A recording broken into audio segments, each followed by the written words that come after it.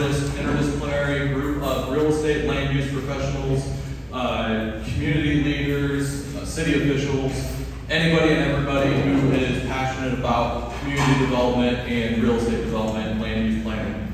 So our mission is to shape the future of the built environment for transformative impact in communities worldwide. So that's where we really want to be impactful, add value to the community through education, through networking opportunities, and like our core commitments there say we want to connect, inspire, and lead. So we're all about connecting the interdisciplinary people in the community and leaders on how to enact and implement best practices moving forward, and then how they can advocate for those within the community and make things happen in our communities moving forward.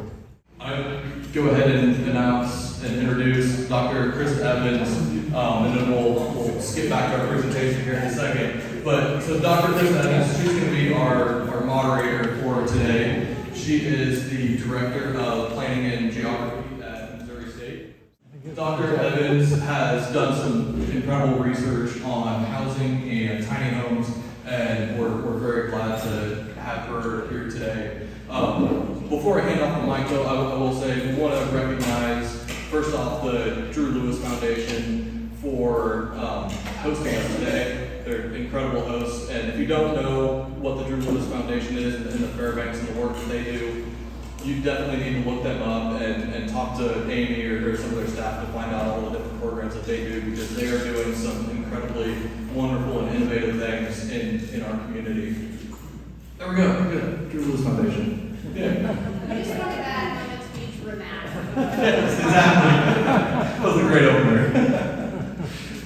We go next. So next, I want to thank Central Bank for being our sponsor today. Having partners like Central Bank and supporting these events is critical to move it forward and really engaging these discussions. And we can't do these types of events and discussions without them. So let's give a big round to Central Bank and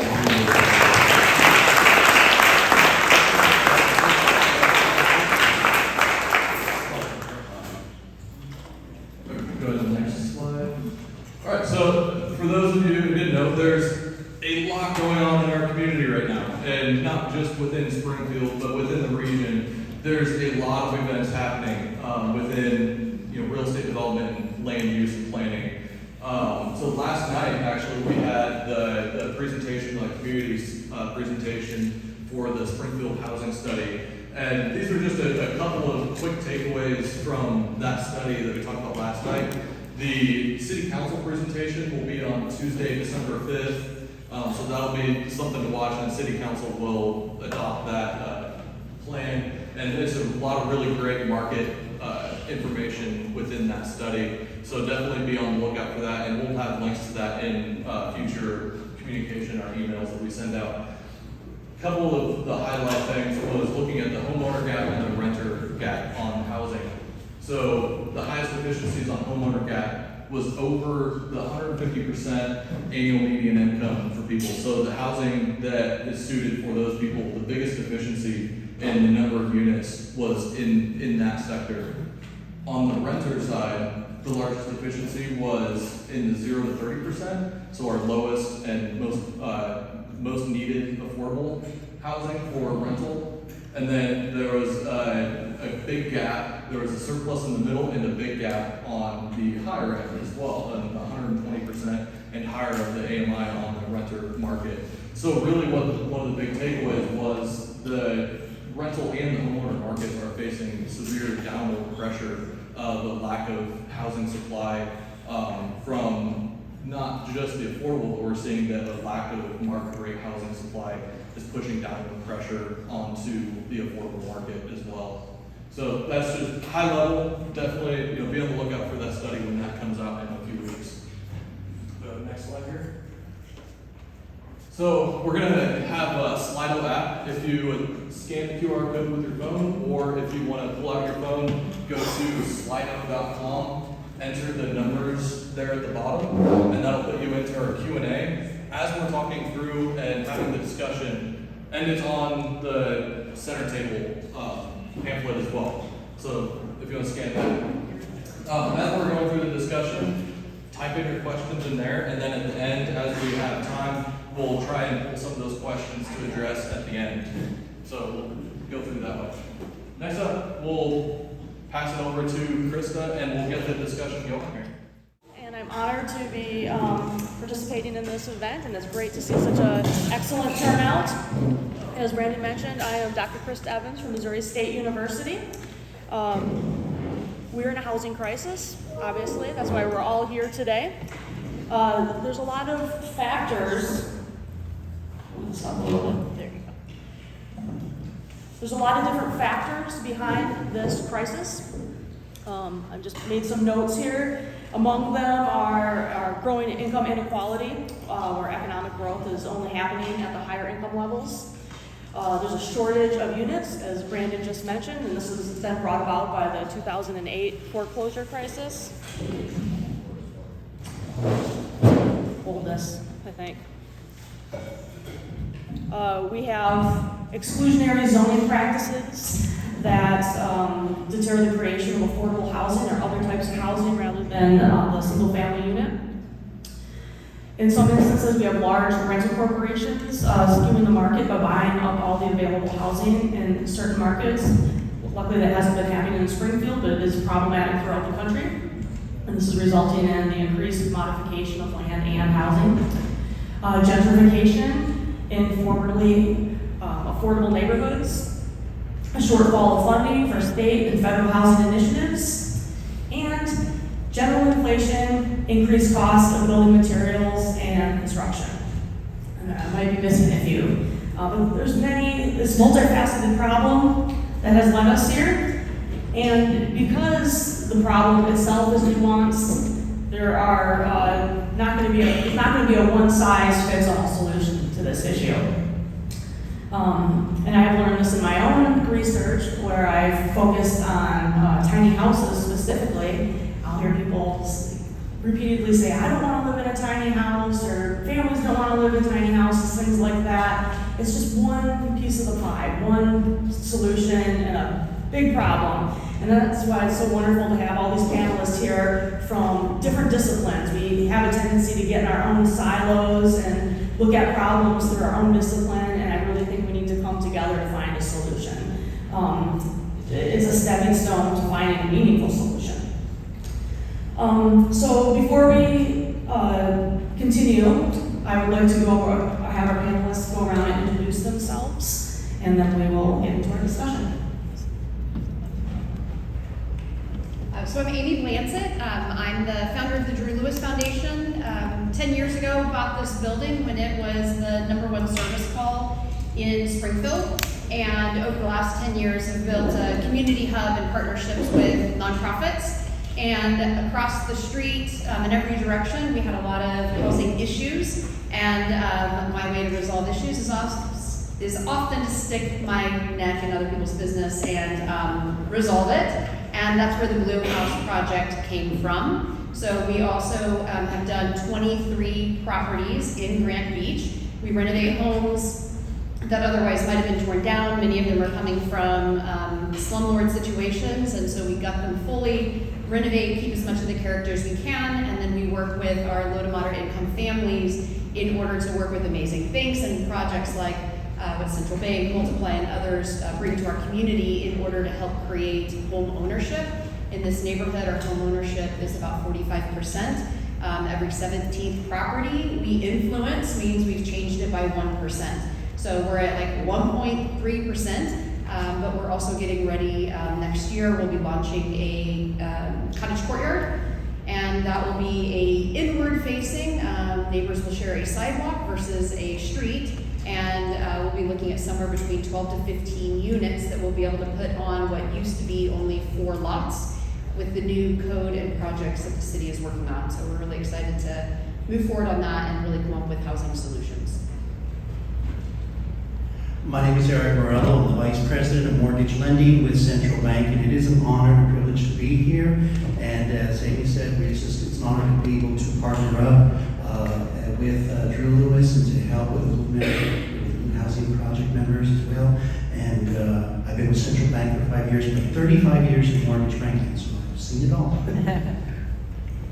My I'm Erica Peppers. I'm the COO of Bryan Properties. We do single-family rentals, multifamily rentals, and student housing. We're also in the hospitality sector, and we have one restaurant, so if you haven't eaten at Evansville, go eat there. But it's an honor to be a part of this conversation. I'm really looking forward to it. Hi, I'm Becky Bowles, and I'm the neighborhood person. So I am currently the chair of the Neighborhood Advisory Council that works the city. I am on the Restore SGF board. I also sit on the Affordable Housing Action Board. And I was part of the nuisance property work study group. And my department or my subcommittee was rental inspections. So housing is definitely real close to my heart. Hi, I'm Debbie Shons-Hart. I'm a recovery lawyer that has been doing affordable housing development since 2008. Our companies have done about 1,000 units of affordable housing in Missouri, Arkansas, and Oklahoma. Those include single family that come with a path to home ownership. That was actually our first project in Springfield in 2008. We've done multifamily. We have a passion for working with nonprofits who come alongside our tenants and help give them the necessary tools to move along the continuum, which includes job training, soft skills, and also emergency rental assistance. And you have to have kind of the whole tool bag if you're going to do things that are going to be impactful. So I'm delighted to be here. Thank you. I'm going to use this instead of this.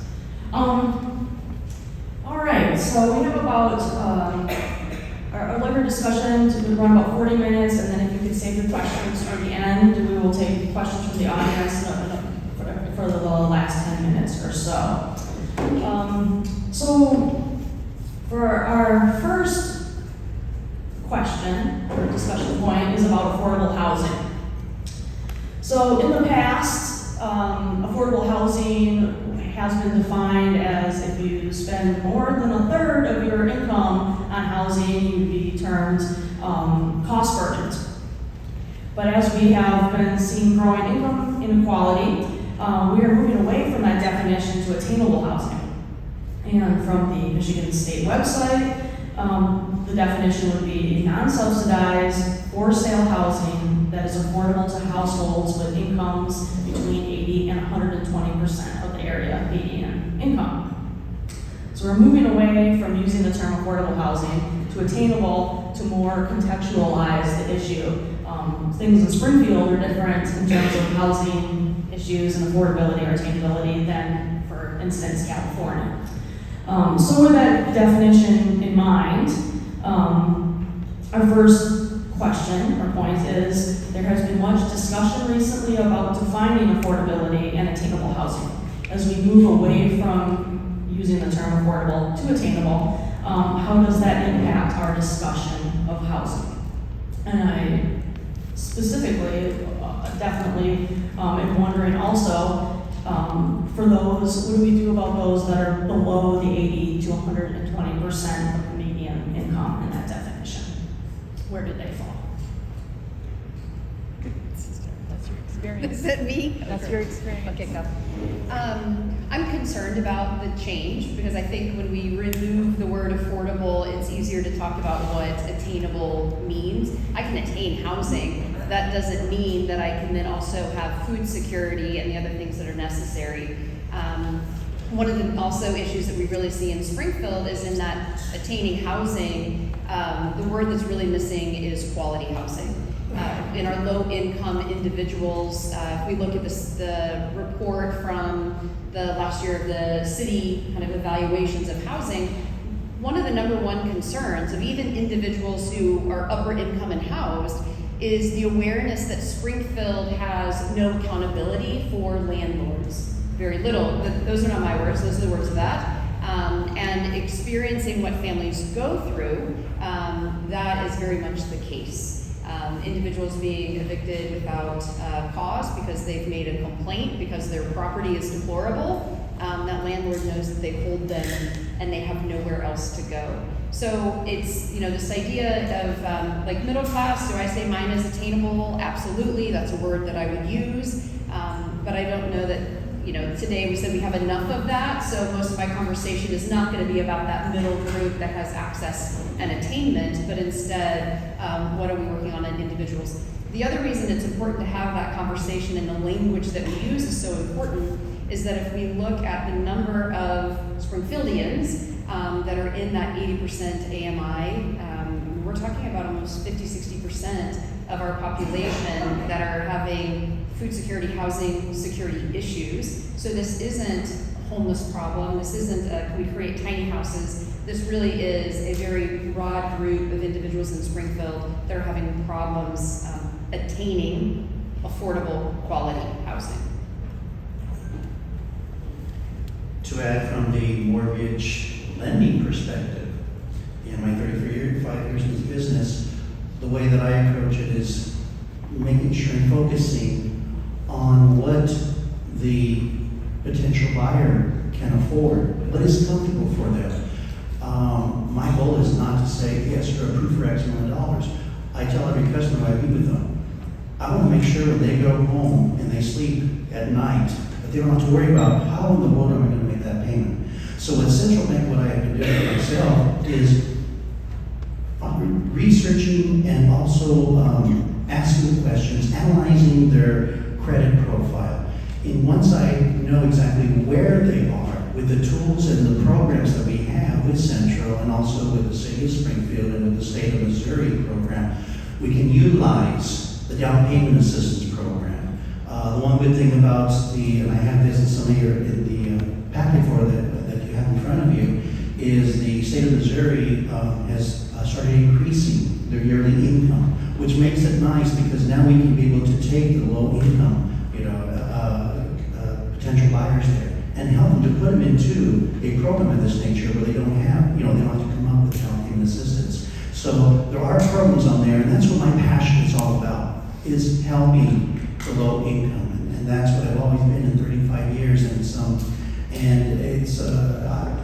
it's creating that relationship with them. That's the most important thing. We want them to know that we are here to help them, that someone is here to listen to them, to guide them through it. If they have some credit issues, that's where we work in partnership with Amy's team and group and give them that sense of hope. I always say there is light at the end of the tunnel, and we're here to guide you every step of the way to show you from point 1 to point 2 to point 3, and it could take 6 months, it could take a year, it could take 2 years, but we've had the honor and blessing to be able to help and finance, several, of the members, and for me, that's really rewarding. And for them, it's like they never thought that they could own a home. It was always a dream, and now it was unattainable, and now it's a reality. It is attainable now. So, Thank you for those comments. A couple of you alluded to this in in what you just stated, but I'd like everybody to have the opportunity to address this. What do you feel is the biggest issue that needs to be faced at the national level and then at our local level here in Springfield to address the housing affordability / attainability problem? I think we've got to get our agencies to start working better together. So we have a kind of a dime in every bucket. We have HUD, we have programs that through the Home Fund, CDBG, we have some money to assist in the development of affordable housing. We have the tax credit program. We have city resources. We have to get all those programs to play nicely together. And we can't continue to throw up roadblocks. I mean, I'm not trying to say we circumvent the rules, but I'm telling you we have to find a way that we can make those programs all dovetail together so we can get to the desired end. And one of the things that's really important about that is just timeliness and how fast you can move, particularly in today's world when we are looking at interest rates that are in the 8% area. I mean, it's development when interest rates are 0 is one thing, but in today's world, it's a completely different animal. So we have to find ways to expedite that process. So at the federal level, I think we need to actually have some discussion about maybe a missing middle or moderate income tax credit, which would benefit not only our area, but obviously across the United States. The second thing I everything we have to do, make those programs work better together. And then we need to then get the decision makers of all of those programs together to understand how they all work, because that's a real problem. They're all siloed. And so you really don't have a good vehicle when one doesn't understand how the other program works. It really creates barriers, unintentional barriers. Short comment, I think that we need to find some changes in our state legislation on access to vacant nuisance properties and lots. It's just so tied up and it takes so long to find why that property was abandoned. Anyway, I think we need to get some legislation changes.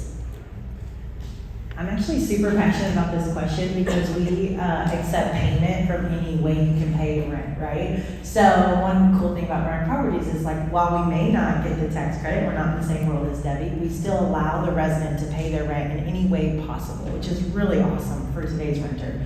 So I would say I'm pretty passionate about the disconnect between that renter applying or needing the assistance, gaining the assistance, getting into the program, and then that rent money being received back. There is a massive disconnect. And fair housing says, just because they've applied doesn't mean I can hold out on my lease and say, oh, you don't get the late fees and you don't get this, but this other person who's working 2 jobs and trying to pay and has 3 kids and 3 mouths to feed does get the late fees and does get the eviction. So you have to treat every single person exactly the same. And so I would encourage local and national legislation to come together and expedite that process so that these people can pay on time, get into the system, be supported, and then be treated equally, just like everybody at all times, and there would be no misstep or extra length of time in that process. I would love to see it sped up.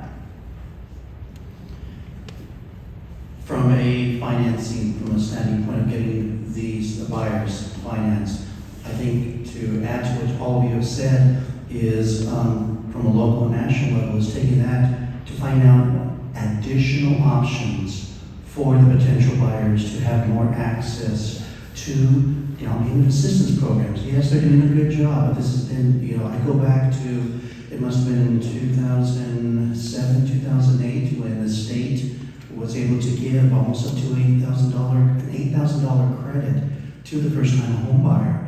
And that automatically covered their down payment and closing costs, and what an opportunity. So I think things of that nature need to be addressed to our legislation and to be able to have them. And also too, with even bringing in from the federal home loan program, that's one of the programs that we have used, but they've actually have kind of restricted some of those requirements. So again, it's getting our national level legislation to be able to broaden that, open that up so that they don't have the restrictions, because it is hurting our local, potential buyers here. So that's what I'm saying. So I agree with all of this, and I'm going to add one thing that is more of a social engagement aspect than a policy, and that is the idea of recreating community. The idea of knowing my neighbors. So my personal story with this is my neighbor has lived in his home for almost 20 years. Multiple people have owned the home prior to me. He is disabled, and I am the first person who has gone out of my way to say, I noticed this thing, how can I help you? He was super resistant because he thought I must be crazy and want something in return. And now when we see each other on the front porch, we talk. He watches my house when I'm gone, and that sense of community is amazing. I have lived all throughout Springfield, East Side, Millwood. I've been through neighborhoods in Springfield. I have never been more connected. I live down the street in this scary low-income neighborhood called Grant Beach. I get to walk to work every day. And I'm recreating a sense of community. And so when we're looking at these new land uses and the code that the city's developing, it is what people are asking. And so it's supporting that local touch. How do we get to know our neighbors? How do we create that sense of community where I don't want to leave? I want to help my neighbor who needs that maintenance. And now that I realize why he can't do it, my brother was fixing the hole in his house that the squirrels created just yesterday. So it's that sense of knowing who the individuals are, knowing how they need that help. I'm capable and able to do it. And then more importantly, people receiving that help. So to me, it's how do we start building planning that also says, I want to be engaged That also decreases mobility, it increases educational scores, it changes our school systems. That's a whole nother story. I really like all these different perspectives. There's a lot of validity in every one of your comments, so I appreciate that. This is great. The field of housing is rapidly changing. Even if we just think back to 2008, to the foreclosure crisis, it's been kind of a roller coaster of ups and downs, and really fast changing. I'm wondering, with the various organizations that you represent, what's one new challenge your organization has been facing recently, and potentially one new strategy that you've been employing to deal with the ever-changing landscape of housing? I'll take that because that's a hot topic right now, interest rates. And so, as I said, I've seen it all, and I see several of my colleagues here in the mortgage banking business, and they're veterans, and they can attest to this. We've seen everything. We thought we saw everything until we have this. So, to answer your question is that, yes, customers out there from all walks, they are nervous. They want some reassurance. So what we have done, and what I do is basically when it comes down to communication, Becky, I want to add to what you talked about, educating. That's so important. It doesn't matter if the customer is a first-time home buyer, if they're low income, if they haven't owned their home, or bought a home 3, 4, 5 times. This is a different environment, and it's talking about educating. And that's what I take the time is to every single person I talk to is giving them an education. I feel that's one of the passion that I have, but it's also my fiduciary responsibility. I want them to know that we're right there, right beside you. And again, I'm all about being positive. Is okay, we're in this, but here is what it's going to hopefully look like, and give them some hope and some the opportunity. So right now, yes, I checked the rates this morning, and a 30-year fix with 20% down is at 7.75%. A far cry from a customer that I talked to last week, and I locked him on his home during the pandemic at 1.75 on a 30-year fix. And he had called me and said, Eric, I need to refinance my home. And he already prepped me for this. I know, Eric, I'm going to suffer on the rate. Just went through a divorce. I have to automatically pay my ex-spouse the equity. What do you suggest, Eric? I said, okay, since this is something you have to do, here is the light at the end of the tunnel. All of our loans do not have a prepayment penalty, and that goes across the board. So what we hear, and this is what I preface, this is not set in stone, but I've seen in the cycle, the new administration is coming in 2025. That's when the rates will start lowering. What we're hearing, and again, I let everybody know, this is not set in stone, but based upon the Mortgage Bankers Association and things of that nature, we're hoping that the rates get into low fours. So I say, let's get you into a rate right now. And 99% of the customers I talk to, with that 7.875 as an example, they know, okay, Eric, I'll go ahead and buy the rate down. Can you show me the savings, at least for now, so I can come back in 2 years and you can refinance me into low fours. So that's one thing that we're doing as far as strategizing from that point. And just being right there to guide our customers and let them know that we're here every step of the way. We're going to be, it's an honor and a blessing where my customers from 25 years ago will still call me to help me. And that basically shows from Central Bank and us is that we're here. You're a lifelong customer. You're a lifelong customer of mine. You're not a one transaction. I want to refer to the part as far as the sheet that you see in front of you here. This is very good information that I received from Murray Associates. We do a lot of financing with the realtors there. And this is based on the third quarter real estate. It gives you exactly right now, it's the third quarter for 2023. Currently on the market, there's 975 houses on the market. If you look at the homes sold this year, 1,642. Last year was 2,002. The median sales price, $257,000. Last year was $250,000. This is the important part here. The average days in the market has increased 22 days versus 13 days. So with this, basically, I share this information with customers, knowing that, excuse me, that it's a seller's market. Still is, but we're starting to see that window or that door open. And this right here is a significant, signifies that the sellers are putting their houses more days on the market, and they're actually having to drop the purchase price. So by the time, say next year, and even 2 years from now, then that could definitely help and be in the direction of the buyers, like it used to be prior to 4, 5, 6 years ago, where it was a buyer's market, and the buyers had the negotiation power. So again, giving them that sense, reassurance, and and that positive thing. I think our world has changed so much. I think everybody in this room can think it's changed since last week. But especially for us, we operate apartments, right? And so you have to take that education piece to the next level, not only with your renter, but with your staff, with your maintenance, with your manager. We are getting very creative on how we approve applicants for apartments with us. We're allowing transfers from communities. These are all things we did not do 2 years ago. We are changing the process of still well within abiding by that lease, like I said, but still allowing for the individual person to make it happen for them, I guess is the best way. So it takes educating our managers, educating our team, and then educating that person. What options are available to that person to fit their needs?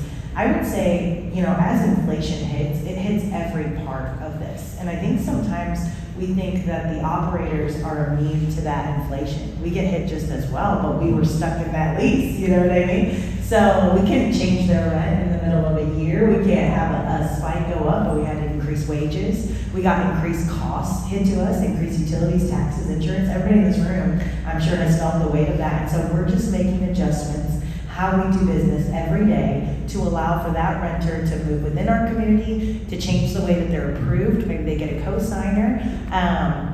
Changing our rent to income requirements has also been an awesome, kind of going back to your original question, an awesome way to help the inflation that has hit everybody. So I would say we've just changed the way we've done business. And I would say majority of it has been in the last 365 days. I'm not a banker. So I think in addition to interest rates, I think from a construction standpoint, construction costs, to your point about inflation, construction costs have gone up dramatically, and there's been no rhyme or reason to some of those increases. During the pandemic, lumber was up, almost 300%, and that is if you could get lumber. Today, the problem is getting meter circuit boxes because they don't exist. The semiconductor chips that are necessary are not available. And so, back to a timing issue, even on an affordable project, when we have to order our electric gear when we start, and the lead time is between 12 and 18 months. And at one point, there was a 24-month lead time. So it's that's a huge challenge, and just trying to navigate that. And then the price changes that are happening after on an affordable project. You're budgeting a project, you're submitting an application, and your hope is you're starting that within a year. If you have problems, you don't get to start, and so you're delayed another year, then your budget doesn't work anymore, particularly in this incredible inflationary cycle. And then it's margin. True, so true. Thank you. We have 15 minutes left, and I want to leave time for questions from the audience. I have one more last question, and I think we need to do this again because I have lots of questions. So I think we need to have another housing roundtable. This is all really informative and awesome. So I wanted to have my last question be about our new comprehensive plan, the Forward SGF plan, which most of you are probably familiar with. And the plan aims to change so much of our single-family zoning to different neighborhood place types, shifting more from to a form and place, allowing a greater mix of types rather than just single-family only residential. What opportunities and challenges do you see that this creates, whether it's missing middle housing or if you have other inputs?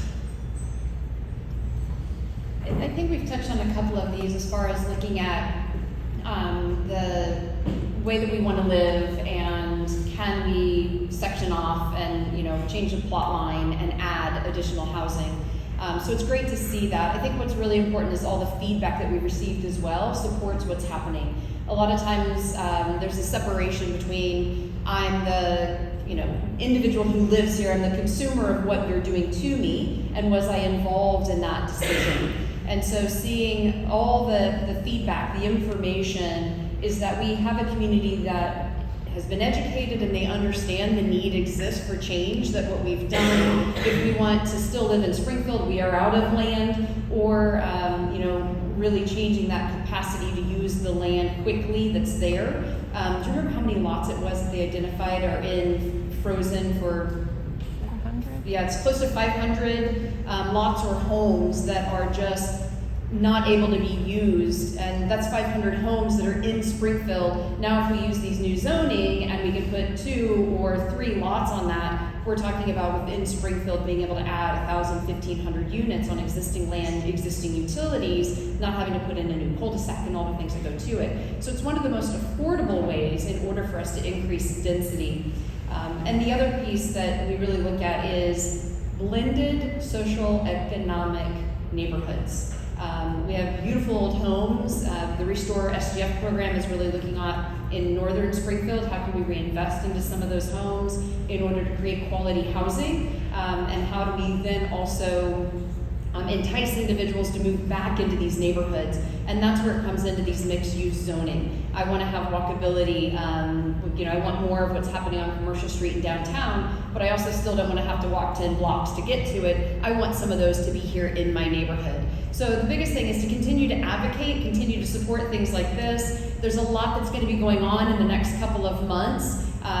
Stay ahead of it, get involved in it. The city's asking for more and more feedback. And then city vitality.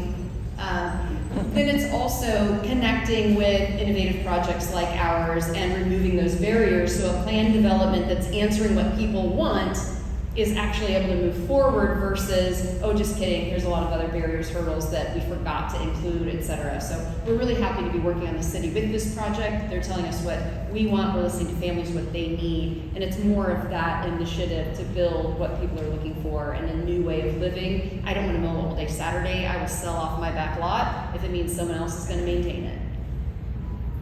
2 key things from the banking perspective and financing that I'm excited to see is restored SGF is the banks, and several, I see my colleagues here, including Central, we have set aside funds to help finance as down payments, and so it's exciting to see more and more lenders, you know, in our area that are helping in that perspective. Another positive is the state of Missouri. If they are purchasing a home in the targeted area, and you see on the form there, some say, well, what is the difference between non-targeted and targeted area? What the state has done is that if they're purchasing a specific home in an area which is basically here on the north side of Springfield, they're trying to redevelop that area. So if they're purchasing it, they're going to give the buyer a lower interest rate. And so instead of the 7% that if it's on that type of targeted area, it goes down to 6.5%. So again, that's another positive that the state level is helping from that perspective. So.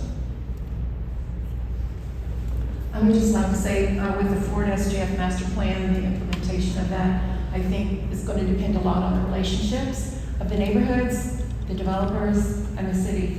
And I think we've all been so isolated and not understanding each other's plans and processes. So I think the more we move toward working together, developers checking in with the neighborhoods, what do you want, neighborhoods saying, hey, we want this in our neighborhood, and see how that can happen. I just think relationships are real important. I think that through Forward SGF, I think that we've got some a great framework to go forward where we recognize that we can't keep doing things the way we've done it, you know, the past 100 years in terms of our development. So we have to be thinking differently in terms of how we're going to utilize our property. That comes with responsibilities on the city, though, because we have to then figure out what our infrastructure is. The city has got to be willing to make investment in infrastructure to allow the type of development that we're talking about, so we can have more dense development in areas that are underutilized. Particularly what I would call in high opportunity areas where you have a higher area median income, and if you can find infrastructure so that you can develop some more dense housing in those communities, I think that tells a really good story. The other thing I think we have to be very careful about is when we start talking about the redevelopment of areas, that we let the design professionals do what they're supposed to do, and we don't start mandating requirements to developers that increase cost. I'm not saying that people should build windowless boxes, but we have to do things, particularly if we're striving to get to an affordability rate to meet moderate income families. We have to build something at the end of the day that we can actually rent or sell that is affordable. And when you start adding criteria that makes it more expensive, then we don't really accomplish our goal. That's a good point. Very good point. So we have about 7 minutes left. I would like to, I'll do it real quick. Okay, so we've got some really great questions here, and I'm going to kind of combine two that I think are kind of a good next step on the question. So the first part is, how do you get a community to understand the benefits of having diverse housing stock, and does the well-to-do multifamily and along with that, the diverse housing stock hurt the single-family property values? I think this is key to this whole entire conversation. You have to have the different levels of housing that we have to accommodate the different needs that there are in a community. So, and I think you get people to understand that by just creating that sense of community, getting out, seeing what fits what people's needs. There is a huge community that is underserved that needs flat, one level. There's no stairs. There's nothing. It's just an easy, accessible. You know, people can just walk right through. And I think you have to get to that point of understanding that there is a need for every single type. I thought it was really interesting. I think it was either in this or something else that we're underserved in townhomes. There is a lot of different sectors of our market that don't exist. So I don't think adding one sector to meet the needs of housing is ever going to hurt another sector, because Springfield's just not there yet. We're growing at such a massive rate. We're underserved. We're underdelivered. We don't have enough housing right now. And as people grow, they change. Their family units change. They get married. They get divorced. They have a baby. You just went through 5 different housing types right then and there in just the course of my own life. And so I think more the merrier. Bring it on. Bring on the multifamily. Bring on the single-family renter that can then, you know, move into the homeowner, and then they can get the American dream. I think it meets every need, and as a community, we need to come together behind that idea and not say one idea is more important than the other, and realize it meets the needs of the people in this great community. I think it's also really important, the idea of like culturally what Springfield has been and the story Springfield has told. We're a small town feel, and home ownership means one lot, one house on one lot, and mowing my lawn on Saturday, my white picket fence. And so it's just learning to retell that story, that owning a condo is a home.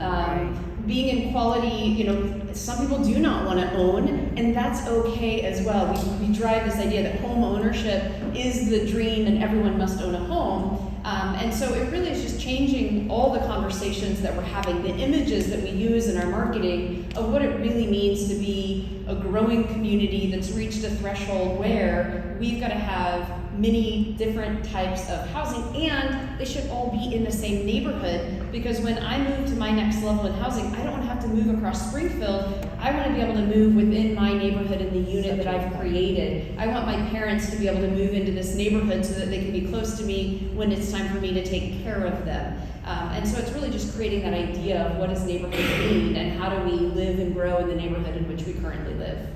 Such a good point.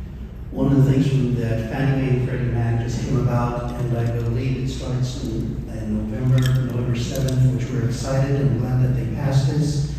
Up to this point, to add to what you're saying, Amy, as far as there's the duplex, we talk about multifamily, okay?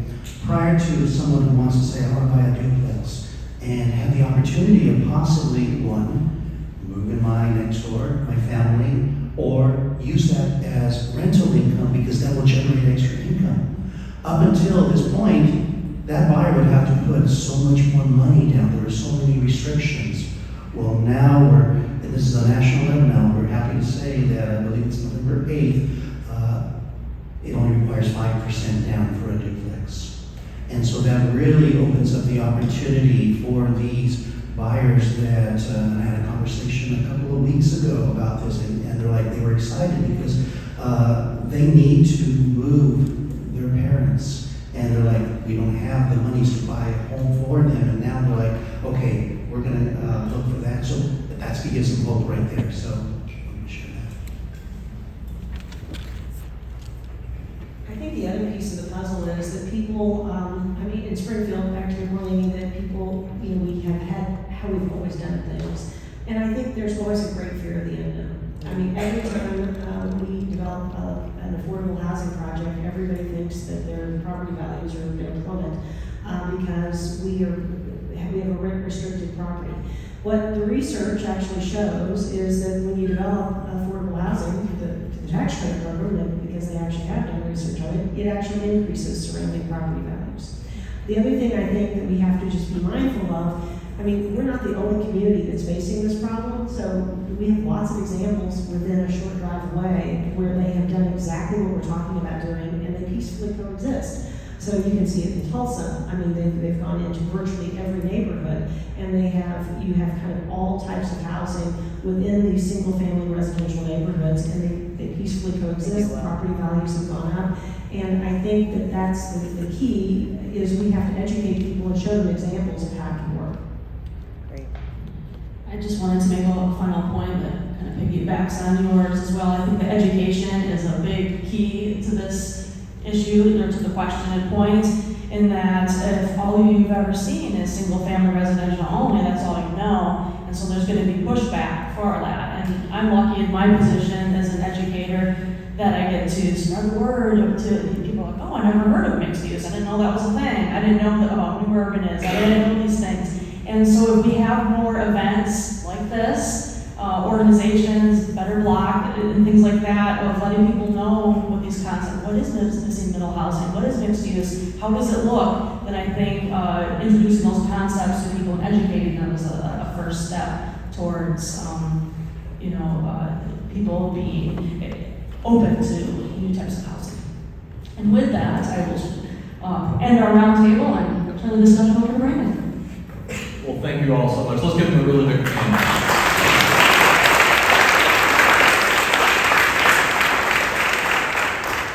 I don't know, all of you got goosebumps like several times. I think a couple times there where you're like, yes. Go to the next slide. So just a real quick couple of things. We'll do the next one. So save the date. If you registered, we have your email. We'll get you on our email list. So those will be coming from that new email you see down at the bottom. Check your spam mail or your trash, or check that to make sure that it's not going in there, because it is coming from a new email there. We are going to be sending out all of our event invites and our monthly newsletter, which will come out on the first of the month with all the regional news in addition to ULI news as well. So, next.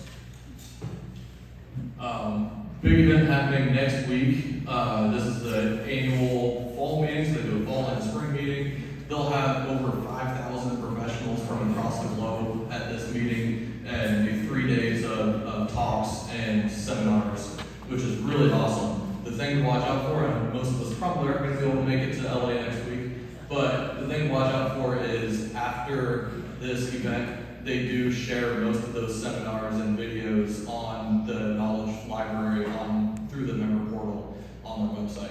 So there's some really great stuff coming down the line from this event. Go to the next. So the next one is in Northwest Arkansas.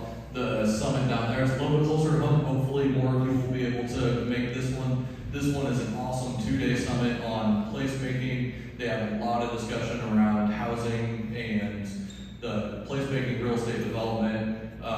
Eric Klanenberg is a sociologist and does really, really interesting research that he's going to be giving one of these. So that's a really great thing to look out for here on the 8th and 9th of November.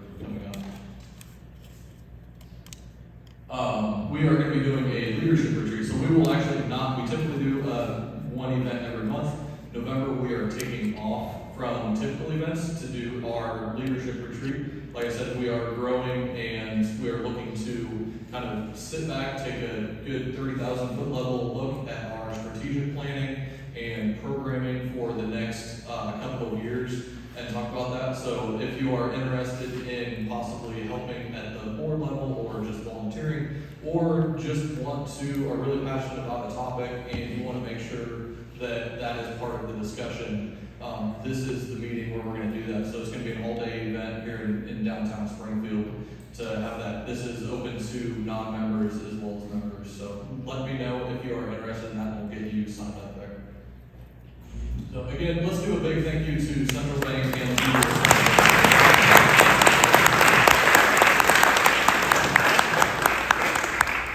Where did that come from?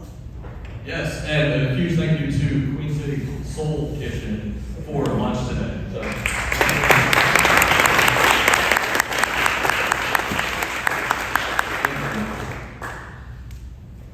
All right, well, we would love to have you become a member.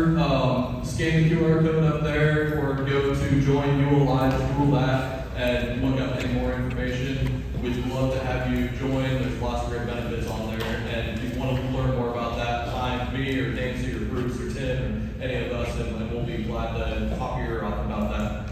So with that, everybody enjoy the rest of your day. Have a great weekend. Thank you again for being here. This has been awesome.